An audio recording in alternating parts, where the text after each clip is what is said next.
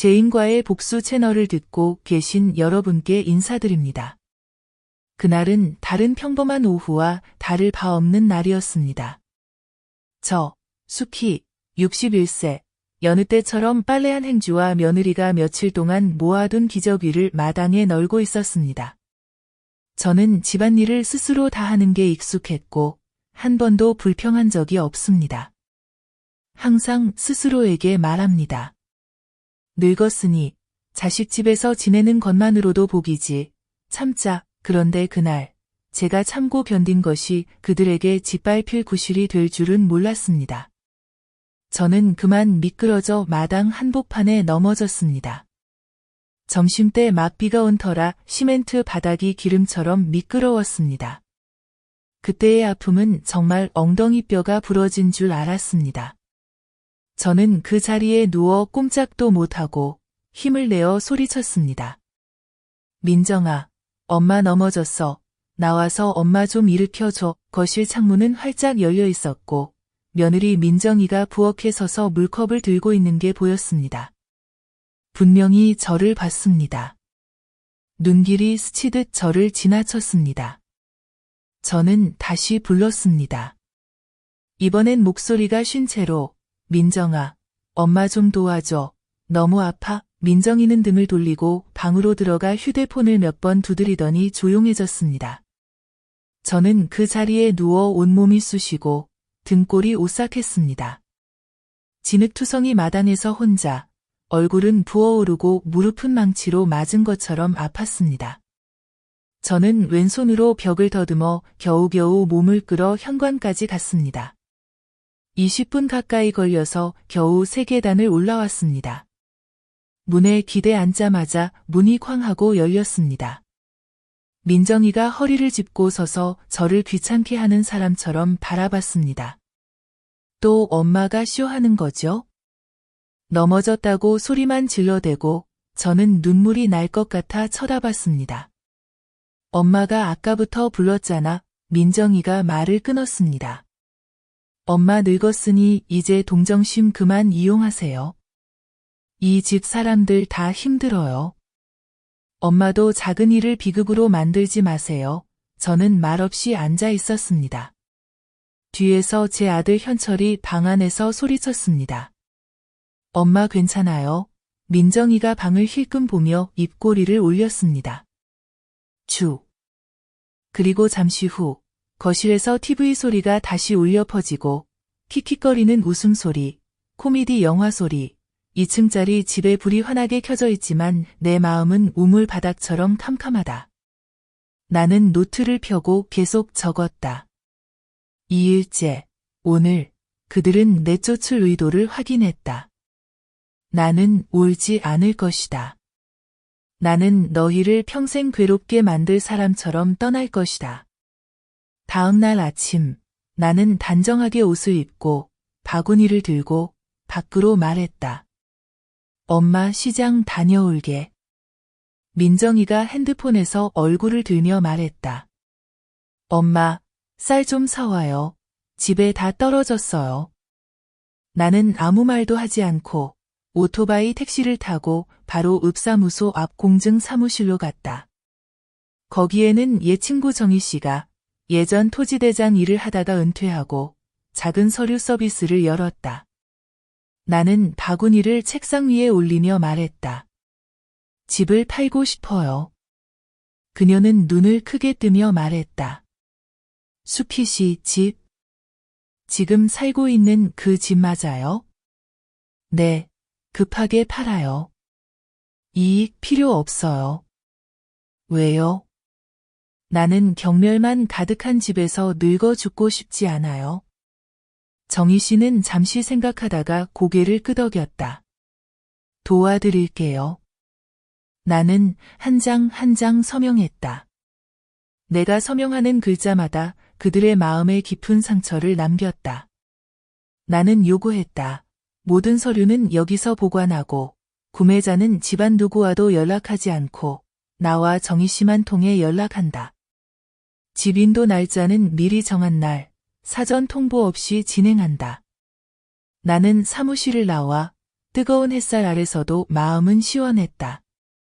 나는 깊게 숨을 들이쉬며 스스로에게 말했다. 너희 이제 길바닥에 나앉게 될 거야. 내가 이제 아무도 신경 안 쓸 때 너희가 어떻게 사는지 볼 거야. 그리고 나는 알았다. 이것은 내가 그들에게 심어줄 악몽의 시작에 불과하다는 것을. 그리고 내 이야기를 계속하기 전에 영상을 좋아요 누르고 채널 구독하시고 알림 설정을 해주세요. 제인과의 복수 채널에서 전하는 감동적이고 깊이 있는 가족 이야기를 놓치지 마세요. 들어주셔서 감사합니다. 내 이야기로 돌아가서 다음날 현철이 평소보다 일찍 집에 왔다. 나는 밥을 짓고 있었는데 거실에서 그가 작게 속삭이는 소리가 들렸다. 계산적인 목소리로. 민정, 내 말이 맞아. 엄마가 요즘 좀 치매가 온 것 같아. 봐, 내가 말했잖아. 민정이가 바로 대답했다. 내가 말해도 오빠는 안 믿더니. 엄마가 계속 옛날 얘기만 반복하고 아침에 시장 가서 계란 산다고 했는데 집에 와서는 안 샀다고 하고. 응, 그런데 이제 어떻게 해야 하지? 내 생각엔 엄마가 아직 서명할 수 있을 때 빨리 직명의 변경 서류를 해야 해. 엄마가 동의할까? 잘 설득해서 노후 걱정하는 척하면 돼. 엄마 안심시키고 오빠가 데리고 공증 사무실 가면 돼.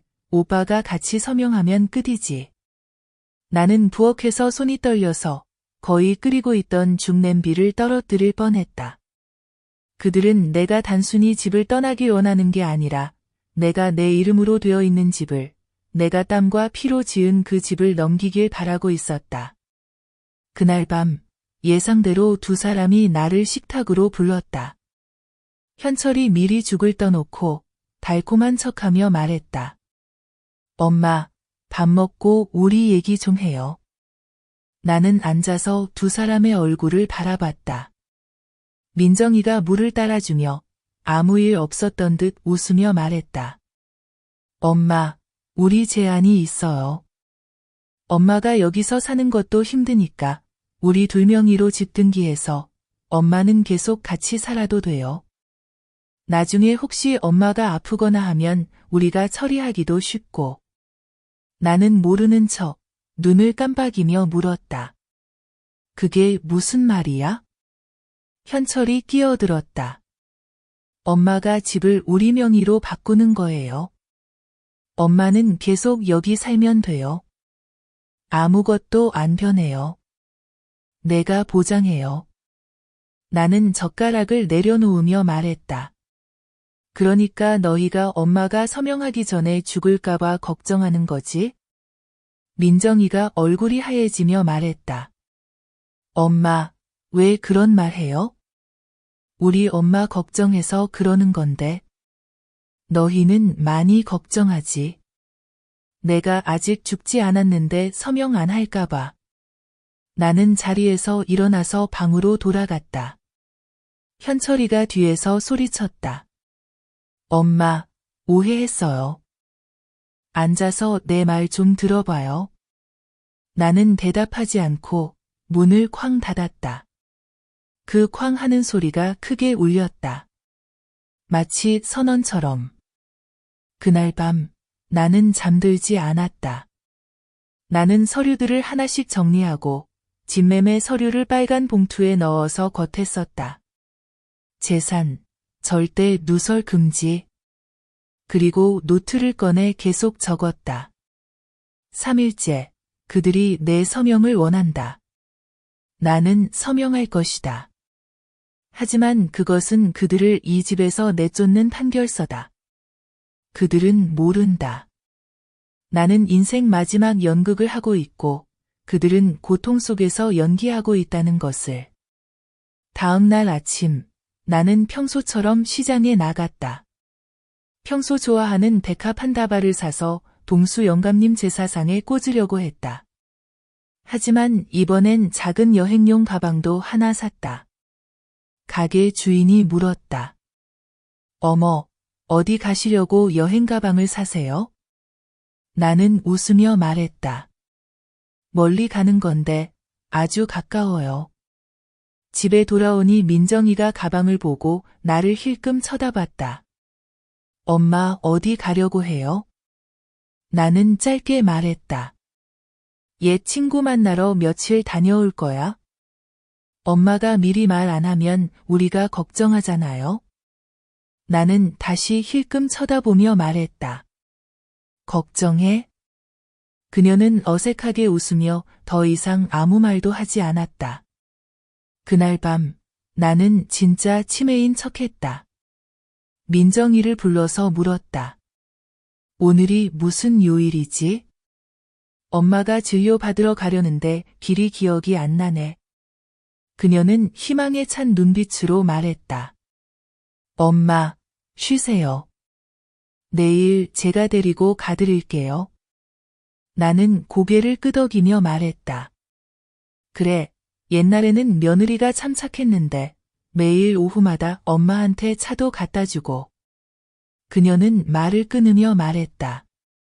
엄마, 기억이 잘못된 거예요. 나는 한숨을 쉬며 말했다. 그래, 정말 헷갈리네. 늦은 밤, 나는 그들이 속삭이는 소리를 들었다. 내가 말했잖아. 진짜 치매 온 것 같아. 우리가 빨리 해야 해. 엄마가 서명 못하기 전에. 응, 내일 한 번 더 진료 데려가서 확실히 하자. 나는 방에서 노트를 꼭 껴안고 누워 있었다. 치매라서가 아니라 그 어느 때보다도 맑은 정신이었다. 그리고 그들은 모른다. 모든 것이 이미 내 손안에 있다는 것을. 너희는 내가 쉽게 쓰러지는 마른 나무라고 생각하지. 하지만 이번엔 내가 뿌리째 너희를 이 집에서 뽑아낼 거다. 다음 날 새벽, 나는 5시에 일어났다. 아직 날이 밝지 않았고 마당엔 이슬이 맺혀 있었다. 나는 바구니를 들고 아무 말 없이 집을 나섰다. 이번엔 시장에 가지 않았다. 나는 내게 은혜를 입은 적 있는 사람, 정희 씨를 만나러 갔다. 내 인생에서 가장 큰 비밀을 지키는 사람이다. 나는 골목 입구 작은 카페에 들러 행정 시간이 될 때까지 기다렸다. 정희 씨는 정확히 시간에 맞춰 나타났다. 가죽 가방을 들고 눈은 아직 잠이 덜 깬 듯했다. 어때? 그녀는 앉으며 설탕 없는 블랙커피를 주문했다. 구매자 있어? 있어. 내 친구 막내 부부가. 그들은 사무실에서 일하고 점잖고 돈도 다 내고 조용히 있어주고 집을 보물처럼 여긴다. 나는 고개를 끄덕였다. 더 필요한 게 있어요. 아니요. 언니가 한 번 더 서명하면 끝나요. 나는 증명서를 보관할 거고 인수일만 기다릴 거예요. 나는 한숨을 쉬었다. 모레, 이른 아침, 9시 전에. 이렇게 급해. 그들이 나를 압박해서 명예 이전 서명을 하게 하려는 거야? 내가 먼저 움직여야 해. 언니 확실해요? 나는 씁쓸하게 웃었다. 10년을 자식 키워서 결국 나를 집에서 내보내게 만든다. 언니는 내가 뭐가 아까울 거라고 생각해? 정희 씨는 한숨을 쉬고 더 말하지 않고 조용히 펜을 꺼내 마지막 공증 예약 서류에 나에게 서명하게 했다. 집으로 돌아가는 길에 나는 몸이 가벼워진 걸 느꼈다. 하나는 모든 일이 거의 끝나가서고 또 하나는 내 마음에 더 이상 눈물이 남아있지 않아서다. 집에 도착하자 나는 피곤한 척했다. 들어서자마자 허리를 감싸며 투덜거렸다. 허리가 너무 아파서 오늘은 밥을 못할 것 같아. 민정이는 핸드폰을 보며 고개도 들지 않는다. 그럼 엄마 쉬세요. 우리가 음식 시킬게요. 나는 고개를 끄덕이고 조용히 방으로 들어갔다. 작고 답답한 방, 곰팡내가 가득하지만 그날 이후로 그곳은 조용하지만 치열한 전쟁의 지휘본부가 되었다. 나는 가방을 열어 수첩을 꺼내 계속 적었다. 4일차, 서류 완료, 구매자 준비 완료. 모레 오전 9시. 너희는 길거리에 나가게 될 거다. 아무 경고도 없이. 그날 오후 나는 집을 돌며 벽 하나하나, 벽돌 하나하나, 습기로 벗겨진 페인트 자국까지 바라봤다. 아쉽진 않았다. 하지만 기억했다. 그릇 하나, 의자 하나, 내가 돈 주고 샀지만 내 것처럼 대접받지 못했던 것들. 그날 밤 민정이가 내 방에 들어와 서류 뭉치를 들고 말했다. 엄마, 시간 되면 이것 좀 대신 서명해줘요. 우리 엄마 방을 좀 넓게 리모델링 하려고 해요. 나는 받아서 대충 훑어봤다. 집 소유권 이전 신청서였다. 나를 글도 모르는 사람으로 보는 건가? 마음도 모르는 건가? 나는 모르는 척했다. 왜 이렇게 서류가 많아? 엄마는 어지러워서, 네, 그냥 양식이에요.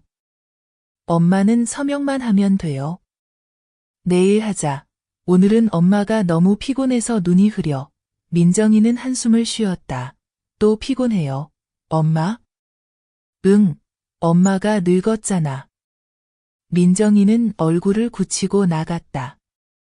나는 알았다.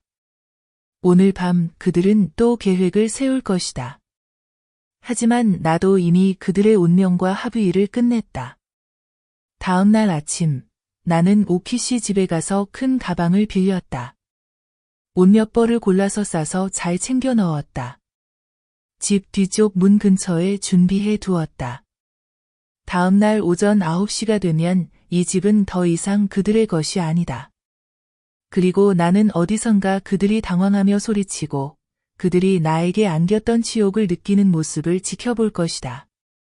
저녁에 나는 현철을 방으로 불렀다. 엄마가 할 말이 있어.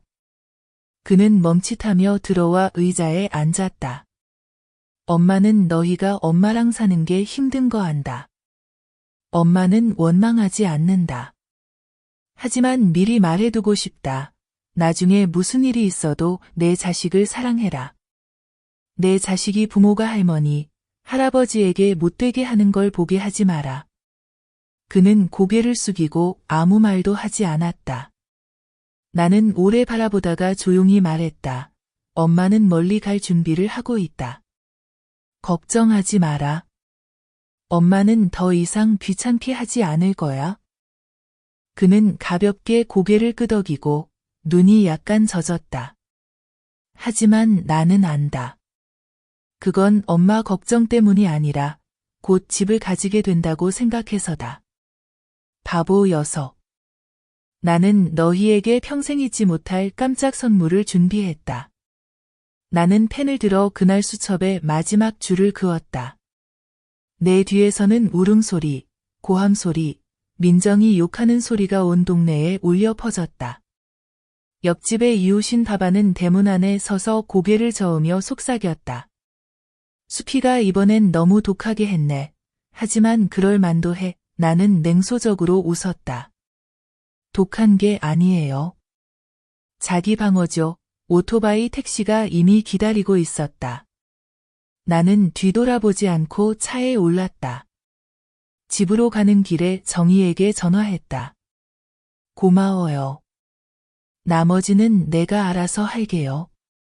정말 괜찮아요? 괜찮아요. 이제 그 사람들이 내게서 가져갈 게 더 없어요. 이제 내가 평화를 되찾을 시간이죠. 나는 옛날 친구인 바하이의 옛 하숙집에 도착했다. 바하이가 문을 열고 믿기지 않는 눈빛으로 나를 바라봤다. 세상에, 진짜 했구나? 나는 의자에 앉아 깊게 한숨을 쉬었다. 끝났어. 모든 게 끝났어. 후회하지 않아?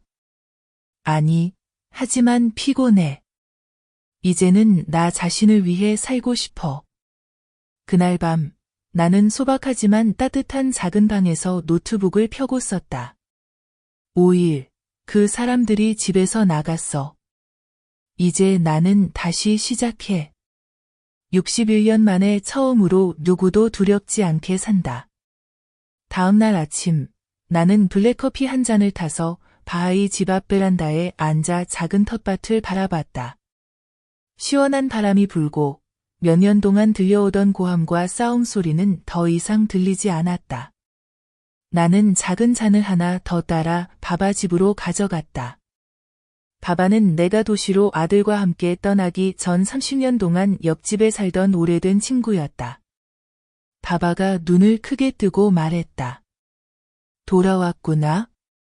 왜 이렇게 말랐어? 마르긴 했지만 건강해. 나는 웃었다. 마음이 구름보다 가벼워. 바바는 물을 따라 옆에 앉았다. 이야기 들었어. 그 동네가 떠들썩하대. 집을 팔고 자식들을 내쫓았다며 사람들이 당신을 무섭다고 해. 무섭다고?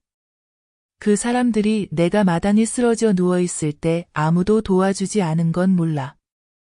그들은 내 며느리가 차라리 목이 부러졌으면 더 편했을 텐데 라고 말하는 것도 듣지 못했다. 바바는 조용해졌다. 한숨을 쉬며 고개를 저었다. 나도 오래전에 알았지만 말하지 못했어. 왜? 몇 달 전에 민정이 고향에 와서 순영이네 잡화점에서 큰 소리로 통화하더라. 저 사람 치매 걸리기 전에 집을 먼저 차지해야 한다고 했어. 시장에 있던 사람들이 다 들었지. 나는 눈을 감았다. 놀랍진 않았다. 그저 우습기만 했다. 그 사람들은 내가 못 듣고 못 보는 줄 알지만 다 봤어. 마지막 순간까지 기다렸던 거야? 바바가 물었다. 여기 계속 살 거야? 임시로 있어. 윗동네 작은 집을 하나 살까 생각 중이야. 크지 않아도 돼. 조용하기만 하면 돼. 그래, 그 사람들은 지금 어디 있어? 나는 커피를 한 모금 마시며 멀리 바라봤다. 올림픽대교 근처 어디엔가 하숙하고 있어. 이제 나한테 연락 안 해. 내가 번호를 차단했거든. 안 보면 불쌍하지 않아? 불쌍하지. 하지만 더는 사랑하지 않아. 나는 자리에서 일어나 낡은 저축통장을 꺼내 바바에게 건넸다. 이거 좀 맡아줘요. 혹시 무슨 일이 생기면 내 손녀 지우에게 줘요. 아무한테도 말하지 말고, 특히 아이들한테. 바바는 손을 떨며 받았다. 미리 준비하네. 나도 61살이야. 걱정할 건 내가 다 걱정하고, 가치 없는 건 버려. 나는 마음이 편해졌어. 나는 돌아서 방으로 갔다. 그런데 내 작은 여행 가방이 뒤져져 있었다. 누군가 방에 들어온 것이다. 나는 급히 확인했다. 등기부 등본은 그대로 있었다. 집매매 계약서도 그대로였다. 하지만 내가 계획을 적어둔 노트는 사라졌다. 나는 정희에게 전화했다. 집한 일로 누가 물어본 사람 없었어? 없었어. 왜? 그 사람들이 다시 찾아온 것 같아. 그날 오후 나는 동네 입구 잡화점에 갔다. 순영이 말하길. 젊은 부부가 와서 당신을 찾았어. 한 명은 아이를 안고 한 명은 얼굴이 차갑더라. 어디 사냐고 묻더라. 나는 알았다. 그들이 나를 찾아낸 것이다. 후회 때문이 아니라 분노 때문이다. 나는 집으로 돌아와 문을 다시 잠그고 바하이에게 아무도 문 열어주지 말라고 당부했다. 나는 베개 밑에 작은 칼을 두고 잤다. 무서워서가 아니라 인간이 모든 걸 잃으면 가장 나쁜 짓도 할 수 있다는 걸 알기 때문이다. 그날 밤 문을 두드리는 소리가 났다. 처음엔 약하게, 점점 세게. 나는 조용히 아무 말도 하지 않았다. 한참 두드리다가 조용해졌다. 나는 한숨을 쉬었다. 하지만 아직 모든 게 끝난 게 아니라는 걸 안다. 내가 만든 파도가 아직 해변에 닿지 않았다.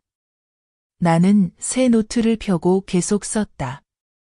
6일, 그들이 나를 찾아냈다.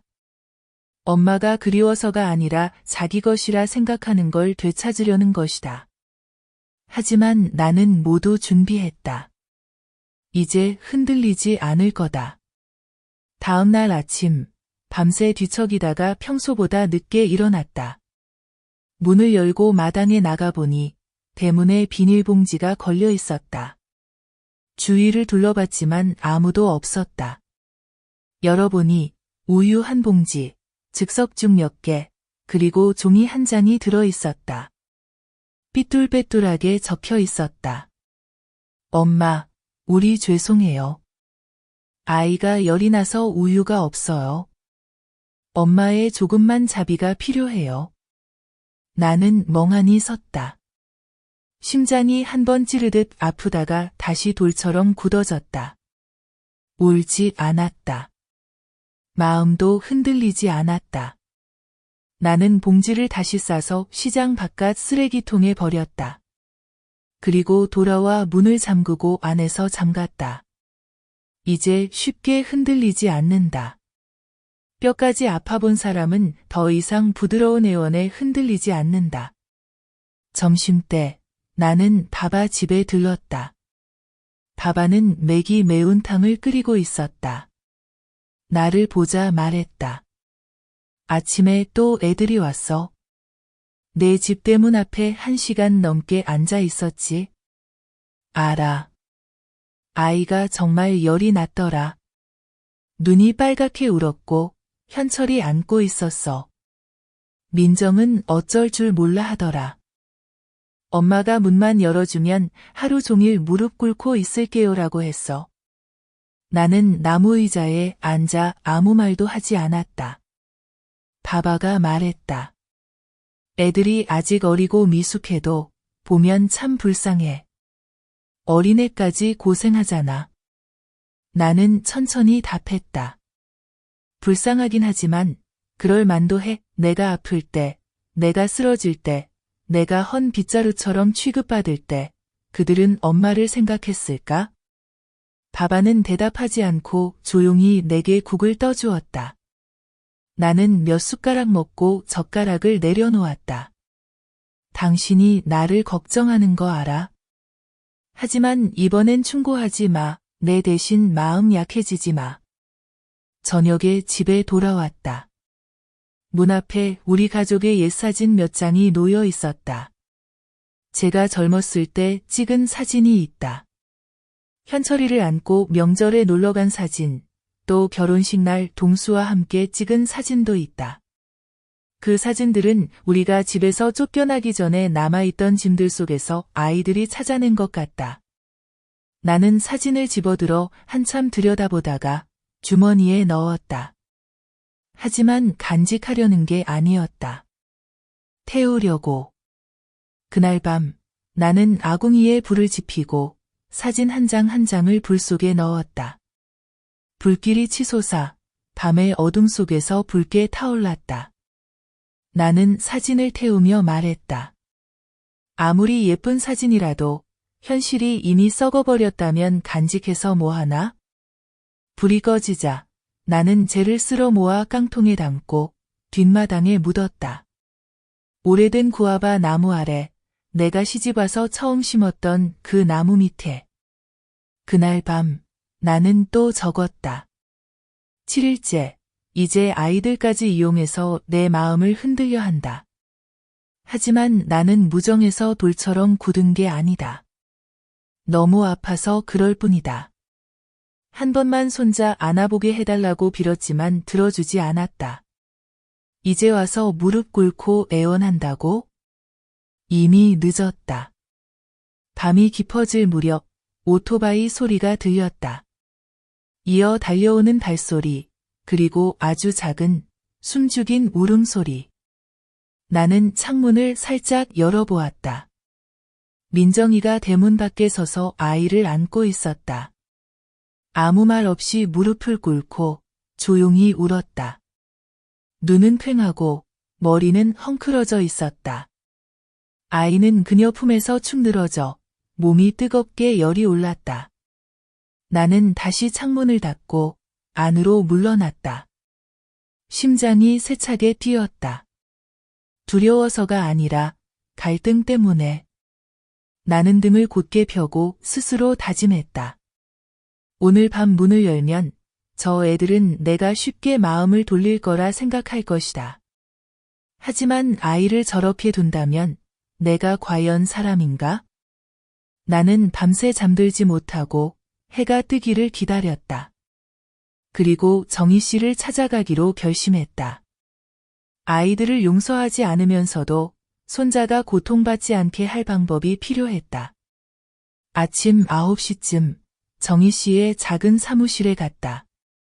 그녀는 베란다에서 꽃에 물을 주고 있었다. 내가 들어서자마자 물었다. 또 무슨 짓을 했어요? 나는 고개를 저었다. 아니에요. 이번엔 아이예요. 열이 나서 민정이가 아이를 안고 하룻밤 내내 대문 앞에 무릎 꿇고 있었어요. 정희 씨는 손을 멈추고 나를 뚫어지게 바라보았다. 그럼 문 열어줬어요? 아니요. 하지만 마음이 놓이지 않아요. 당신은 잘못한 게 없어요. 하지만 애들이 잘못한 건 결국 아이가 받게 됐잖아요. 방법이 없을까요? 나는 단호하게 말했다. 각서를 써야 해요. 내가 도와주길 원한다면 명확하게 써야 해요. 옛집으로 돌아오지 않겠다. 재산을 요구하지 않겠다. 그리고 무엇보다 아이? 내가 데려가 진찰을 받게 하겠지만 내 판단에 따라 아이를 데리고 있을지 결정하겠다. 정희 씨가 찡그리며 말했다. 아이를 떼어놓겠다는 거예요? 떼어놓는 게 아니에요. 하지만 잃어버림의 가치를 가르쳐야 해요. 그들은 자신들이 무시했던 것을 구걸하는 법을 배워야 해요. 정희 씨는 고개를 끄덕였다. 미리 준비해둔 각서 양식을 꺼내 바로 작성해 주었다. 나는 한 글자 한 글자 꼼꼼히 읽고 문장 하나하나를 수정했다. 점심 무렵 나는 각서를 집에 가져왔다. 오는 길에 다진 고기죽, 분유, 해열제를 샀다. 모두 가방에 넣어 들고 대문 앞으로 갔다. 민정이는 여전히 거기 앉아 있었다. 눈은 퀭하고 얼굴은 지쳐 보이고 땀에 머리카락이 들러붙어 있었다. 나를 보자 벌떡 일어섰다. 엄마. 나는 손을 내저었다. 엄마라고 부르지 마. 아직 멀었어. 그녀는 조용히 입을 다물었다. 나는 가방을 내려놓고 각서를 꺼냈다. 내가 아이를 병원에 데려가길 원하면 이 종이에 서명해. 그녀는 손을 떨며 한 줄 한 줄 읽었다. 다 읽고 나서 눈이 붉어져서 올려다보았다. 엄마가 손자를 뺏으려는 거예요? 나는 아무것도 뺏지 않아. 나는 그저 걱정돼서 그래. 아이의 엄마, 아빠는 이제 더 이상 책임질 줄 모르니까. 우린 그냥 너무 힘들고 너무 혼란스러워서. 그렇다면 서명해. 정말 아이를 위한다면 각서를 두려워할 필요 없어. 그녀는 오토바이에서 펜을 꺼내 서명했다. 이름, 날짜, 시간을 또박또박 썼다. 그리고 손을 떨며 내게 각서를 건넸다. 나는 죽이든 가방을 들고 손자를 안았다. 한 번만 안아보게 해달라던 그 손자. 민정이가 한 번도 안겨주지 않았던 그 아이. 아이의 몸은 가볍고 뜨거웠다. 나는 민정이를 바라보며 말했다. 가. 여기 남아있게 해주세요. 안 돼. 이건 교훈이야. 아이 곁에 있고 싶으면 스스로 제대로 살 곳을 찾아. 이제 나는 동정심을 빌려 멸시를 사는 일은 안 해. 나는 아이를 안고 집에 들어왔다. 옷을 벗기고 몸을 다기고 약을 먹이고 죽을 한 숟가락씩 떠먹였다. 아이는 울지 않고 거친 숨을 쉬며 내 손가락을 꼭 잡았다. 마음이 아팠지만 더는 떨리지 않았다. 나는 아는 의사에게 전화를 걸어 바로 오후에 진료 예약을 했다. 기다리는 동안 내가 가장 쓰고 싶지 않았던 휴대폰을 꺼내 내 품에 안긴 아이의 사진을 찍었다. SNS에 올릴 것도 누구에게 보여줄 것도 아니었다. 그저 기록하고 싶었다. 이 순간이 내가 진짜로 할머니가 된 첫 순간임을. 오후에 아이를 데리고 진찰을 받았다. 의사는 바이러스성 열이라 위험하지 않다고 했다. 나는 한숨을 쉬었다. 집에 돌아오니 대문에 쪽지가 붙어 있었다. 엄마, 우리에게 한 번만 기회를 주세요. 집에 들어갈 수 없다면 그래도 매일 아이를 볼 수 있게 해주세요. 나는 답하지 않았다. 하지만 알았다. 몇 년 만에 처음으로 아이들이 진짜로 두려움을 느끼고 있다는 걸. 집을 잃을까봐가 아니라 아이를 잃을까봐 두려워한다는 걸. 이 집에서 유일하게 아직 누구도 멸시하지 않는 그 아이를. 그날 밤 나는 손자를 안고 잤다. 아이는 열이 내렸고 내가 바라볼 때의 그 눈빛은 아직 계산에 더럽혀지지 않은 순수함이었다. 나는 다시 노트를 펼쳐 적었다. 8일째. 아이들이 당연하게 여겼던 것들의 가치를 깨닫기 시작했다. 그리고 나는 다시 어머니가 되는 법을 배우고 있다. 이번에는 정말 소중한 사람을 위한 어머니로. 다음 날 아침. 나는 새벽 안개가 걷히기 전 일어났다. 아이는 내 품에서 얌전히 자고 있었고 열도 내렸고 고른 숨을 쉬었다.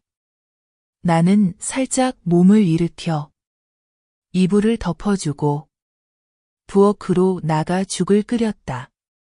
수년 만에 처음으로 국자로 물을 뜰 때 손이 떨리지 않았다.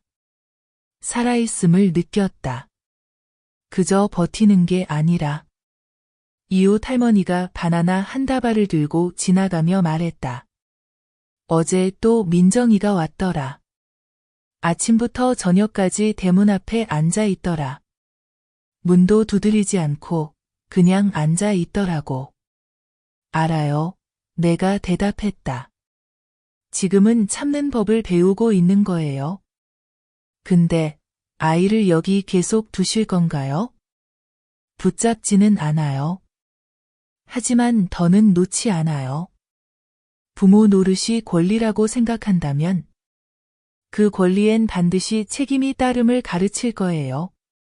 나는 죽을 들고 방에 들어갔다. 아이는 이미 깨어나 있었다. 일어나서 눈을 비비더니 나를 보자 두 팔을 벌렸다. 나는 아이를 안았다. 마음이 물처럼 부드러워졌다. 제가 기억하기로 아이가 돌이 되었을 때 저는 작은 옷 한 벌을 미리 준비해 두고 참석할 생각이었어요. 그런데 민정이가 메시지를 보냈죠. 필요 없어요, 엄마. 집이 좁아요. 그래서 저는 그 옷을 조용히 서랍에 넣고 다시 꺼내지 않았어요. 저는 핸드폰을 들어 현철이에게 딱 한 통의 메시지를 보냈어요. 오늘 저녁 6시에 나랑 만나고 싶으면 혼자 와. 아무도 데려오지 마. 5분도 안 돼서 답장이 왔어요. 네, 엄마. 저녁 6시, 현철이는 대문 앞에 서 있었어요. 제가 문을 열었죠. 예전보다 더 야위었고, 수염은 듬성듬성 나 있었고, 눈은 움푹 들어가 있었어요. 들어와. 현철이는 말없이 안으로 들어왔어요. 구석에서 아이가 오래된 장난감을 가지고 놀고 있는 걸 보더니 다가가서 안으려 했어요. 제가 손을 들어 막았죠. 잠깐, 앉아. 현철이는 제 말을 듣고 미리 준비해둔 나무 의자에 앉았어요. 저는 며칠 전 준비해둔 종이를 꺼내서 책상 위에 올렸어요.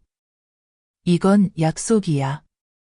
정말 다시 시작하고 싶다면 한 가지 조항을 더 넣어. 절대 아내와 아이를 데리고 옛집에 다시 오지 않겠다고. 불평도, 몰래도 안 돼. 아이를 보고 싶으면 여기로 와. 내가 허락할 때만. 현철이는 저를 바라보며 눈시울이 붉어졌어요. 엄마, 우리가 잘못했어요. 민정이도 힘들어요. 힘들어? 저는 냉소적으로 웃었죠. 내 아내는 내가 빨리 죽길 바랐고 시어머니를 쓰레기처럼 여겨. 넌 다 듣고도 가만히 있었지. 이제 와서 힘들다고? 현철이는 고개를 숙였어요. 저는 노트 한 권을 꺼냈어요. 여기 모든 서류가 있다. 나는 집을 팔아서 돈을 세 부분으로 나눴다. 한 부분은 내가 가지고 한 부분은 내게 보냈어. 다시 제대로 살 용기가 있다면 그걸로 시작해. 마지막 한 부분은 아이 이름으로 적금 통장을 만들었다. 너희는 그 돈을 건드릴 수 없어. 현철이는 고개를 들고 울먹였어요. 엄마, 우리 미워하지 않아요? 이제 미워할 힘도 없어. 내게 남은 건 단 한 가지야. 내가 살아갈 가치가 있는 걸 지키는 것. 현철이는 울음을 터뜨리며 책상에 머리를 박았어요. 엄마, 우리에게 한 번만 기회를 주세요. 너희가 아니야. 너다. 내가 진짜 다시 시작할 용기가 있고, 아내 뒤에 숨지 않고, 엄마가 다 해주길 바라지 않고, 아버지로서 살 수 있다면, 그때 아빠가 될 수 있는 거야. 아니면 떠나. 현철이는 아이처럼 흐느끼며 고개를 끄덕였어요. 저는 일어나 안으로 들어가 아이를 안고 나왔어요.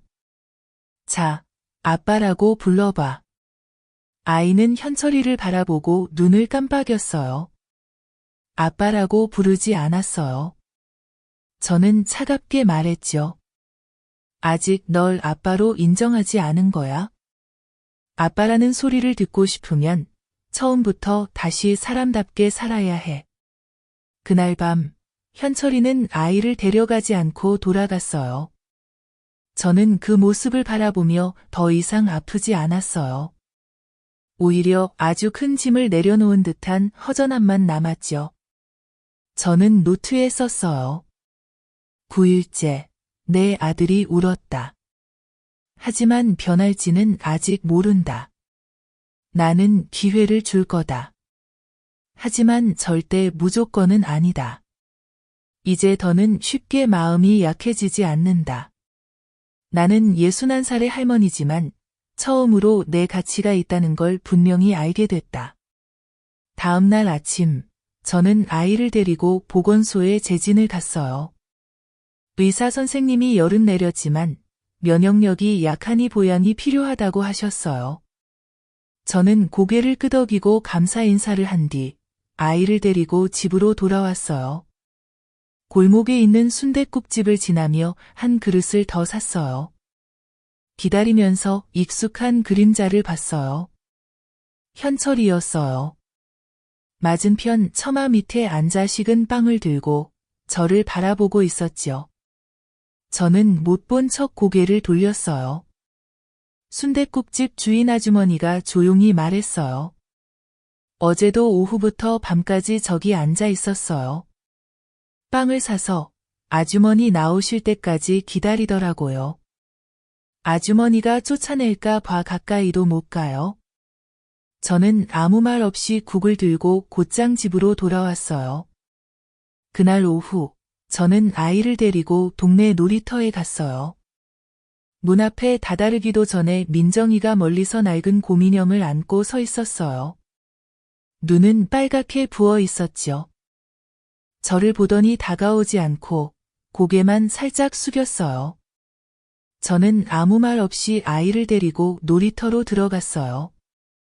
동네 아이들이 몰려와 제 손주와 놀았어요. 손주는 처음으로 크게 웃고 뛰어다녔어요.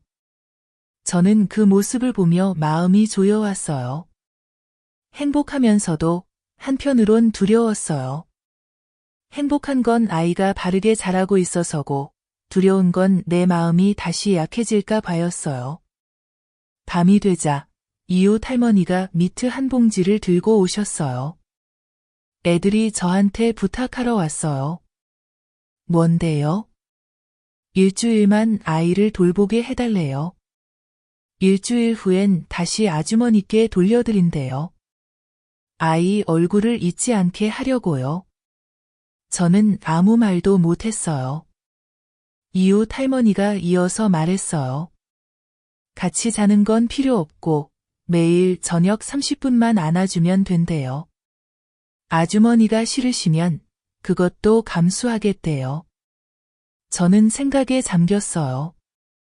내 마음이 이제는 돌도 물도 아니에요. 경계가 필요했어요. 다음 날 동네 문화회관에서 만나자고 했어요.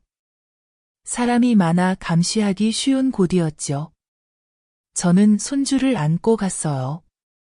민정이는 아이를 보자마자 울음을 터뜨리며 무릎을 꿇고 안았어요. 현철이는 옆에서 손을 떨고 있었어요. 저는 냉정하게 말했어요. 30분이야 1초도 넘기지 마. 두 사람은 고개를 끄덕였어요. 저는 그 모습을 지켜봤어요.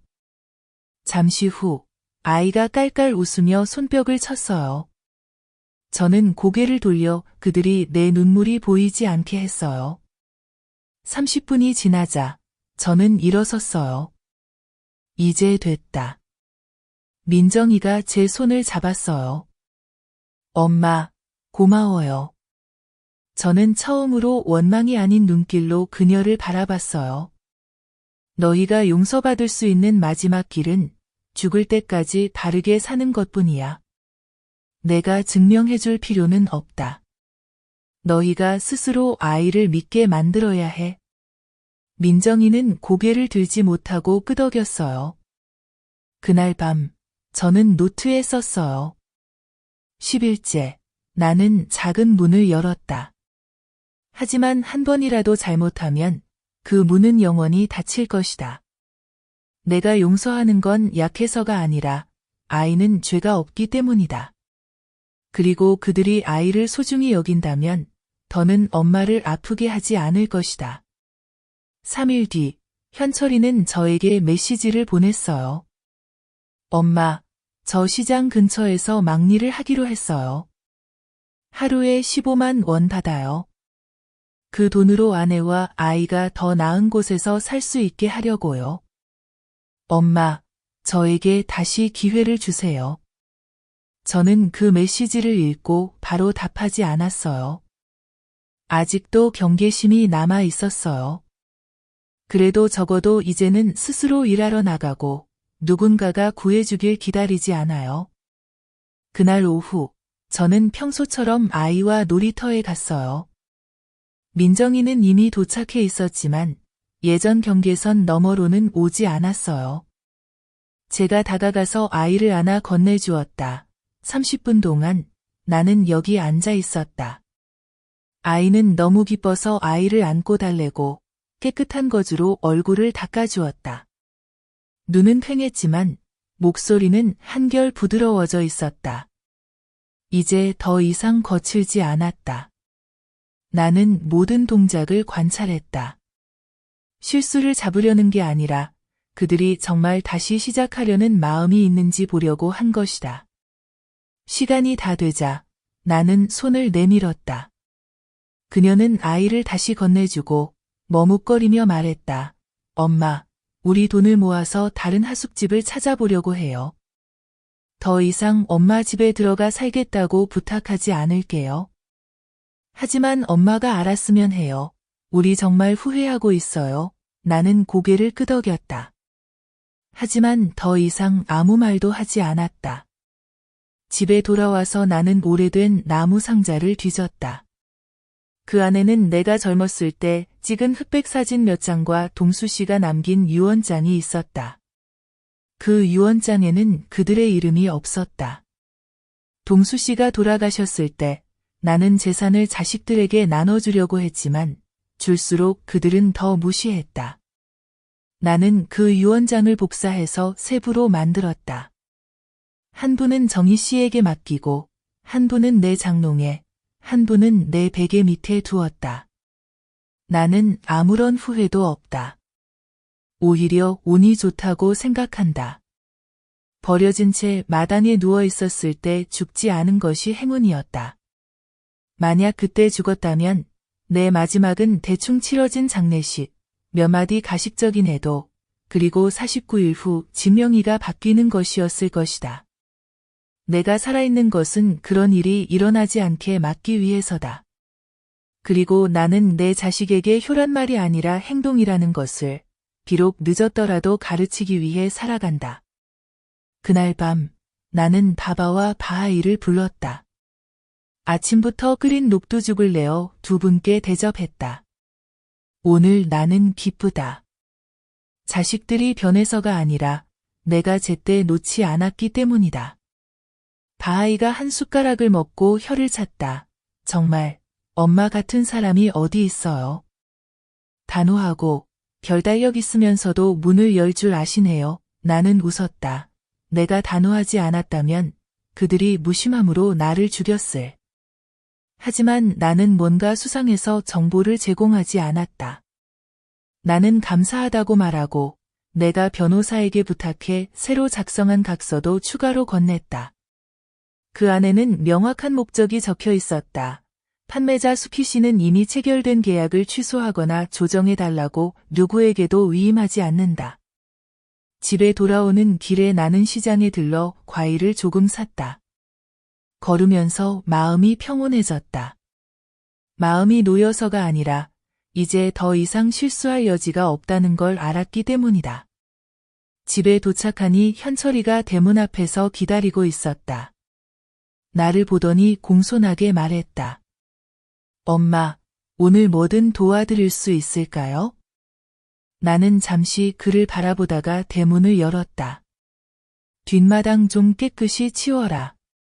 풀 다 뽑고 낙엽도 치우고 뱀이나 벌레 있는지 잘 봐라. 그는 곧바로 팔을 걷어붙이고 말없이 일을 시작했다. 30분쯤 지나니 마당이 새 것처럼 깨끗해졌다. 나는 찬물을 한 잔 따라 그에게 건넸다. 오늘은 한 점수 받았다고 생각해라.